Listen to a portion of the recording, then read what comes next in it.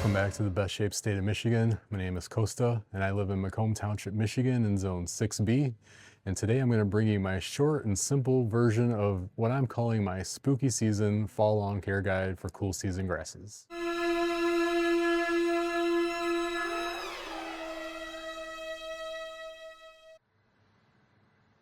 Let's get right into it. Number one, keep up with your mowing. So this time of year in the fall, we are in the thick of fall. You can get days in a row of rain, or you can get rain 3-5 days in the week. And your lawn could just be so wet that you can't mow, even when you get a break in the rain. So you want to definitely keep up with your mowing. This past week, for example, I think we had rain like 3 or 4 days. So I got to mow like last Saturday and I had to wait till Friday to mow. So it was quite a while in there. It was a little bit wet, but I got the job done. So you want to keep up with your mowing. And talking about how wet it is, that goes right into number two with and keeping up with your irrigation, keeping up with water. So prior to us getting this rain, we were very dry. So I noticed that I was still getting some kind of like dry spots on my lawn. Some brown spots were showing up. And it was because I was not keeping up with my watering. And I had that false belief because it was fall and the calendar had changed and it was October. In my mind, I'm thinking, oh yeah, we're getting plenty of rain, but in reality, we were not getting any rain. So as soon as I started to water the lawn again, it kind of kicked back into becoming more green, which is what I wanted. And then finally Mother Nature took over and we've probably got enough rain to last us out for the rest of the year to have like a normal looking lawn. So if you are in an area where it's still dry and you're not getting rain, still irrigate. But here in Michigan, zone 6B, I'm in Macomb again. I know for us, for example, if I had my irrigation on, it would have been winterized a week ago. And then I've also seen a lot of houses being winterized this week. Even the neighbor behind us, they were winterized yesterday. So I think I mentioned this in a couple videos, maybe not, maybe I've edited it out. I have not turned my irrigation system on in either 3 or 4 years now. So I've only done everything by hose, or I've put a sprinkler out a couple times, but for the most part, I really haven't watered. I've watered just plants that I've needed to, especially when establishing them when first planting. So keep up with your watering if you need to, especially like I said, if you're in an area where it's more dry. You might be in a different part of the country and see this, but for the most part, I know about my area in Michigan because that's where I've lived my whole life, but you might need to keep up with watering. So just don't forget, just because it's the fall, it's still the fall for the entire country. So if you need to water, by all means, keep watering for as long as you can.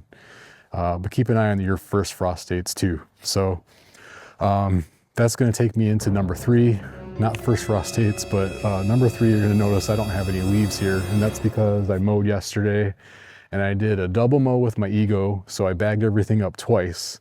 And I had quite a few leaves on here, so that video is going to come out way after this, but I like to keep it this short. Right now, what you're looking at here, this is mowed at 1.5 inches, so 1.5 inches. I was probably closer to 3, dropped it down to 2.4. I did 2 mows at 2.4 inches with the Ego, and then I did a pass with my push reel mower at 1.5 inches. And I like to keep it this low because I feel like when I mow it like that with the reel mower, that the lawn stays like really sharp, and that when there is like gusts of wind and stuff, the leaves pretty much just blow right over me and they get stuck where you're seeing them now. They get stuck in everybody else's lawns, and then I don't have to pick them up. So same thing over here. So keep up with your leaves, and it goes hand in hand with the mowing and the watering and keeping an eye on all that stuff, because you don't want a big pile of leaves sitting on your lawn because it's going to suffocate your lawn and there's going to be no airflow, especially if those leaves are wet. Then it's going to be harder to pick up.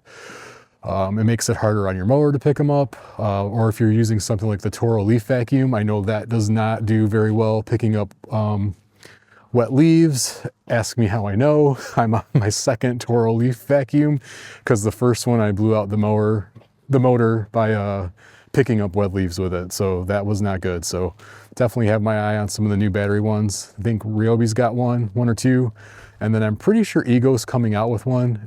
It might only be out in the UK or in Europe right now, not in the States.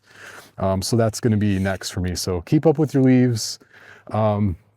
A couple things I see in the neighborhood that happen quite a bit. People will pile their leaves into just a giant pile in the middle of their lawn and let it sit there for like weeks on end if they pick them up at all. If you do that, you're definitely going to get a bare spot in your lawn. You're for sure going to smother it out. It's going to suffocate. It's not going to get any sunlight. It's not going to get any airflow, and you're going to basically kill your lawn in that spot. Or if you were to leave it like this all winter, where you just have leaves everywhere. There's not really any good examples. I mean, this is probably the best example here, but if you do this and then it gets buried by snow, you're just going to have a lot of unevenness. You're going to have a ton of bare spots throughout your lawn, because those leaves are preventing everything else from getting to your lawn. So pick them up for sure. And then I'm going to have two little bonus tips here. The first one is keep an eye on your forecasts.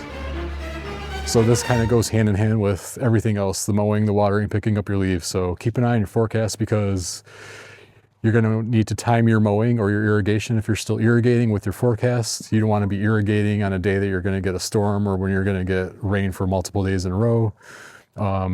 Or you want to be able to look at it and say, yeah, I'm going to have a break where we're not going to get rain for 3 days. And I know that I could probably wait the first day or two and let it dry out more, and then mow on that third day when it's not going to rain. So keep an eye on your forecast. And then the last tip here for bonus tip is nature's always going to win. So whether it is dealing with animals, dealing with squirrels in your lawn, like I am constantly. Here's an example right here. Boom. This one is not filling in, but you know what? It'll get there at some point. I'm not worried about it. So we're dealing with skunks. Had skunk poop in my lawn quite a few times. And then nature too with rain. I mean, the forecasts have just not been what they used to be this year. I feel like they've been very inaccurate. So you might get rain when you weren't expecting rain. So that's another reason to just stay on top of it as much as you can with the mowing and the leaves.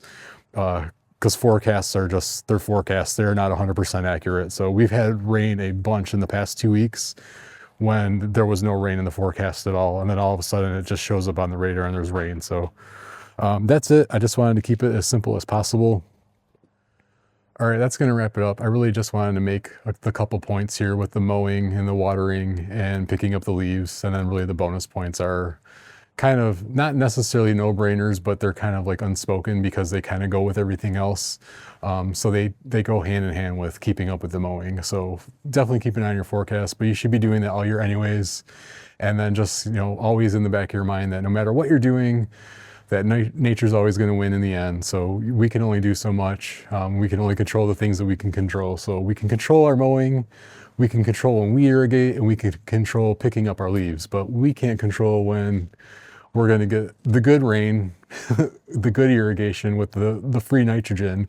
We don't know when that's necessarily going to happen because forecasts are only forecasts. So, and also, you don't know when a squirrel is going to come by and want to bury their nut in your lawn.